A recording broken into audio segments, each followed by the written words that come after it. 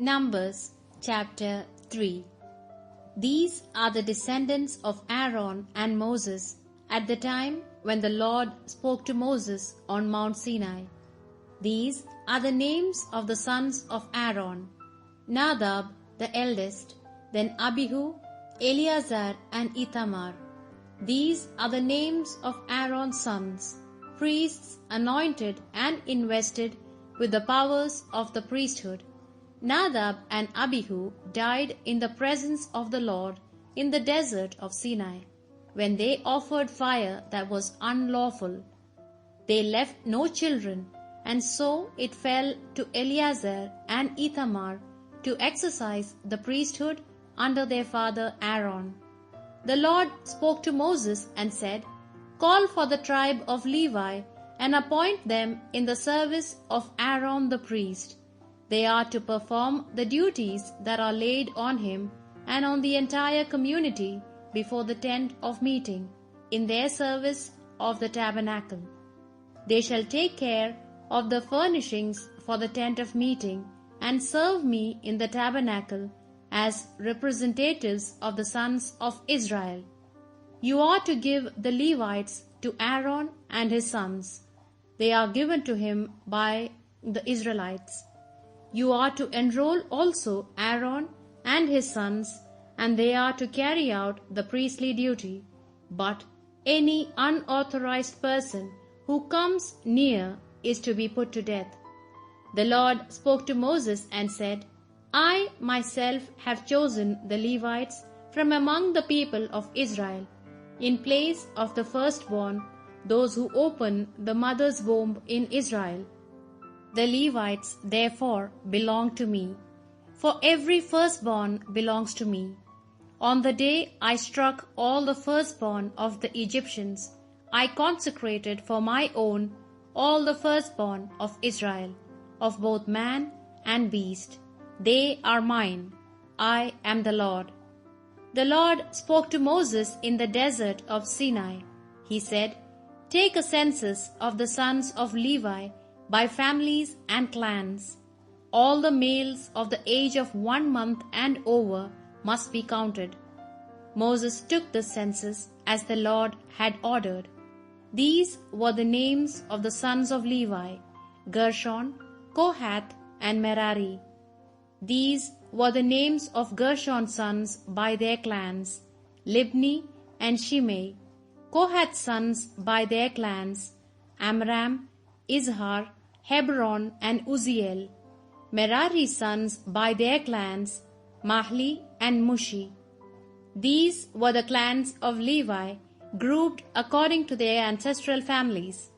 From Gershon were descended the Libnite and the Shimeite clans. These were the Gershonite clans. Their number, counting the males of 1 month and over, came to 7,500. The Gershonite clans camped behind the tabernacle on the west side. The leader of the clan of Gershon was Eliasaph, son of Lael. In the tent of meeting, the sons of Gershon had charge of the tabernacle and of the tent and its covering, the screen for the entrance and curtains for the court which is around the tabernacle, and the altar, and the ropes needed for all this work. From Kohath were descended the Amramite, the Izharite, the Hebronite, and the Uzzielite clans. These were the Kohathite clans. Their full number, counting the males of 1 month and over, came to 8,300. They were in charge of the sanctuary. The Kohathite clans camped on the south side of the tabernacle. The leader of the Kohathite clans was Elizaphan, son of Uzziel. They were in charge of the ark, the table, the lampstand, the altars, the sacred vessels used in the liturgy, and the screen. The chief of the Levite leaders was Eleazar, son of Aaron the priest. He was the head of all those who were in charge of the sanctuary. From Merari were descended the Mahlite and the Mushite clans. These were the Merarite clans. Their full number, counting the males of 1 month and over, came to 6,200. The leader of the Merarite clans was Zuriel, son of Abihail. They camped on the north side of the tabernacle. The sons of Merari were in charge of the framework of the tabernacle, with its crossbars, posts and bases, all its fittings, and also the posts around the court with their bases, pegs and cords. Finally, on the east side, facing the tabernacle and the tent of meeting, toward the sunrise, was the camp of Moses and Aaron and his sons, who had charge of the sanctuary for the people of Israel. Any unauthorized person coming near was to be put to death. Altogether, the total count of Levites of the age of 1 month and over, whom Moses numbered by clans as the Lord had ordered, came to 22,000.